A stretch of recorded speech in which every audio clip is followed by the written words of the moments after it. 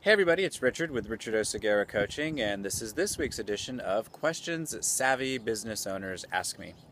So this week, something that has come up a couple of times with me this week is dealing with some of my clients who hadn't expressed some frustration or concern that they had in working with me as their coach. And, hey, it happens. I've had frustrations or concerns working with my coaches and my mentors.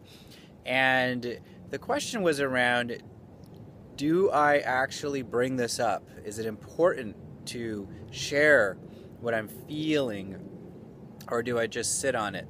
And my answer is definitely share it, because the longer that you sit on something, the longer that you hold it in, it starts to breed resentment and contempt, and you start to pull away and not fully engage in that relationship. Now, this could be a coaching relationship, it can be an employee-employer relationship, it can be a romantic relationship, it's a family relationship. It's just about communication in relationships, period. So finally, one of my clients shared with someone else first that she had a frustration, and she had some concerns or observations, and that other person wisely said, listen, this isn't about Richard, this is about you. Why have you waited so long to share this, to talk about it? You've robbed yourself and you've robbed Richard from really being able to work with you effectively. So she did come to me finally, and she thought I was going to be upset or not willing to listen, but I listened, and I 100% listened for everything that she had to share, and it was really great. So she learned a lesson in two things. One, not holding on to any observation, concern, or upset for any amount of time. Just get it out, share it. Diplomatically, constructively, honestly. She learned that if she had done that sooner, then maybe she wouldn't have gone through a couple of calls feeling disconnected unnecessarily.